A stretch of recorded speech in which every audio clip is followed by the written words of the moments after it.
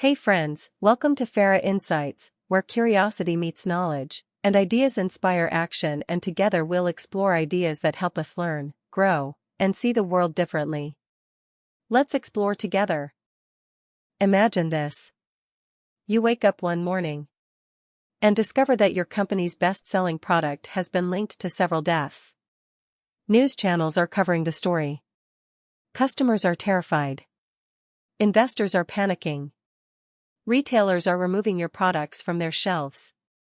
Your company's reputation, built over decades, is collapsing within days. What would you do? Would you deny responsibility? Would you blame someone else? Would you wait for more information before taking action? In 1982, Johnson & Johnson faced exactly this nightmare. The decisions they made during the following weeks became one of the greatest examples of crisis management ever taught in business schools. Today's story isn't just about medicine. It's about leadership under pressure. Because a company's true character is revealed not during success, but during crisis. Part 1. Understanding crisis management. Before we explore the case, let's understand what a crisis really is.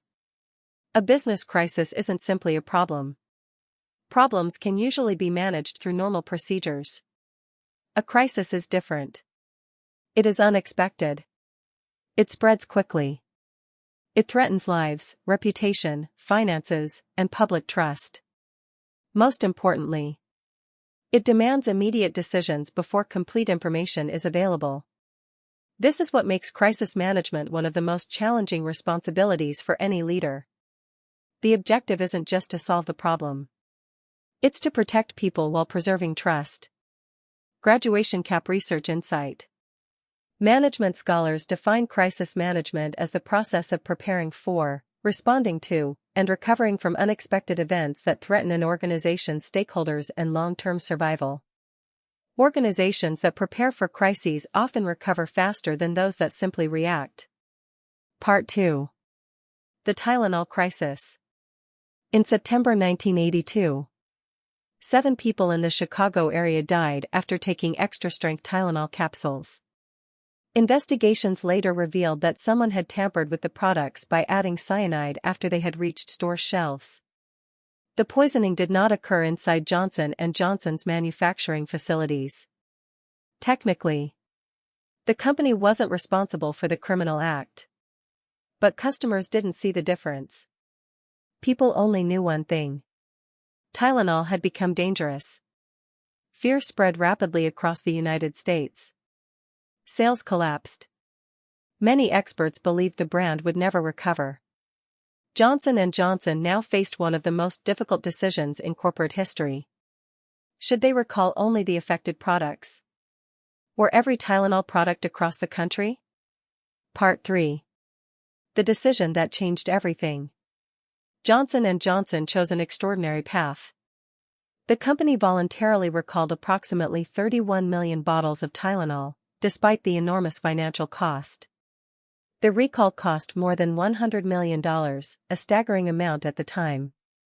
Why? Because the company believed that protecting customers mattered more than protecting short-term profits. The CEO, James Burke, communicated openly with the public. Instead of hiding information, the company shared updates, cooperated with investigators, and prioritized transparency.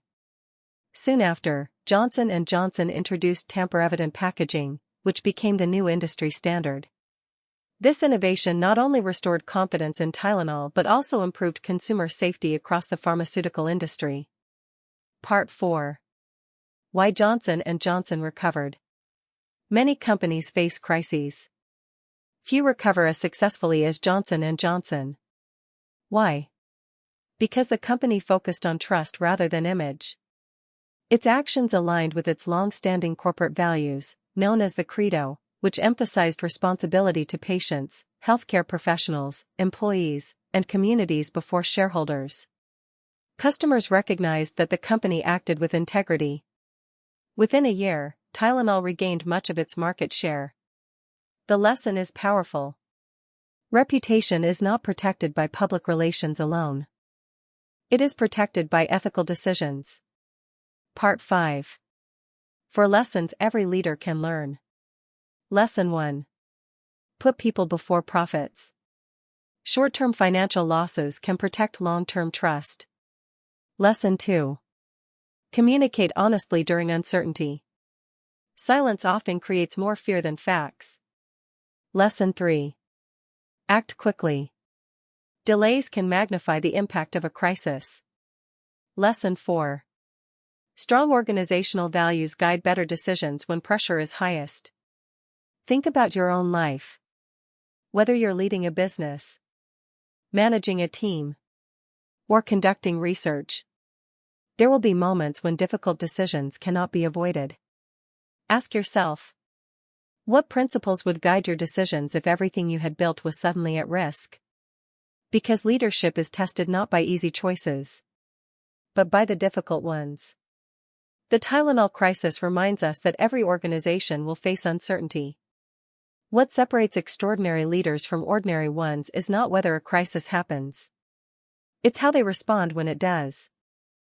If today's video gave you a new perspective or sparked your curiosity, don't let the learning stop here. Give this video a thumbs up, subscribe to Farah Insights, and turn on the notification bell so you never miss an insight. Stay curious, keep learning, and remember, one insight can change everything. See you in the next video.